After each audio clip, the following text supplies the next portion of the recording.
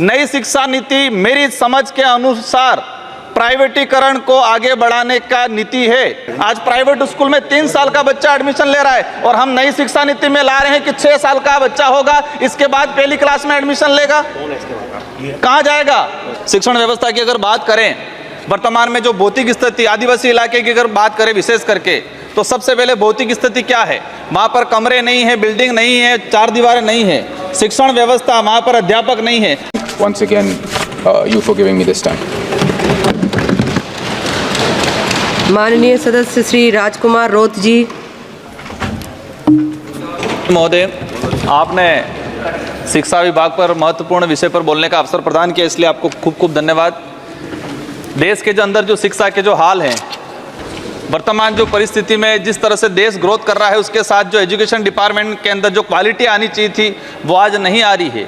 आज हम सब जब यहाँ हैं, मैं आज एसटी कैटेगरी से आता हूँ, यहाँ पर आया हूँ, इसके पीछे 2 कारण हैं। एक तो मेरे समुदाय का प्रमाण पत्र और दूसरा एजुकेशन। अगर एजुकेशन नहीं होता तो मैं आज यहाँ तक नहीं पहुँच पाता।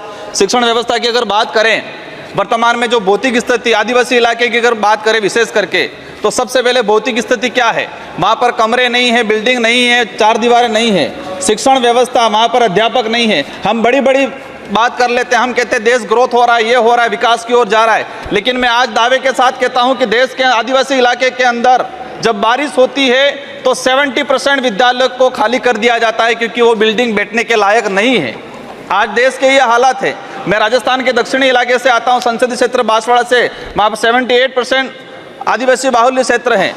वहाँ पर मेरे उस इलाके के अंदर हायर एजुकेशन हो या अपर एजुकेशन हो, उसमें स्थिति ये बनी हुई है कि एक एक कमरे के अंदर, सभापति महोदय, मैं मंत्री महोदय के ध्यान में लाना चाहूँगा कि देश के उस ऐसा कोना भी है जहाँ पर 3-3, 4-4 क्लास के बच्चे एक रूम में बैठते हैं, 6वीं, 7वीं, 8वीं, 9वीं, और हम दावा कर रहे हैं कि देश को गति की ओर, प्रगति की ओर ले जा रहे हैं, अमृत महोत्सव की ओर ले जा रहे हैं।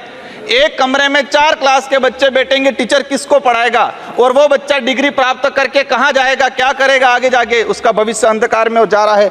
माननीय सभापति महोदय, देश के वर्तमान के अंदर जो पॉलिसी ला रहे हैं, नई शिक्षा नीति मेरी समझ के अनुसार प्राइवेटीकरण को आगे बढ़ाने का नीति है। इसमें सीधा सा एक ला दिया गया है कि 6 साल का बच्चा होगा वही पहली क्लास में एडमिशन लेगा। देश का कौन सा परिवार ऐसा है, किस समुदाय कोई व्यक्ति ऐसा है जो 6 साल का बच्चा होगा इसके बाद एडमिशन कराएगा?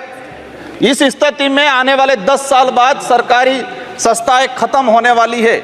आज प्राइवेट स्कूल में 3 साल का बच्चा एडमिशन ले रहा है और हम नई शिक्षा नीति में ला रहे हैं कि 6 साल का बच्चा होगा, इसके बाद पहली क्लास में एडमिशन लेगा। कहाँ जाएगा वो? इस स्थिति में आने वाले समय में सरकारी सिस्टम खत्म करने की जो नीति ला रहे हैं वो कहीं न कहीं घातक है।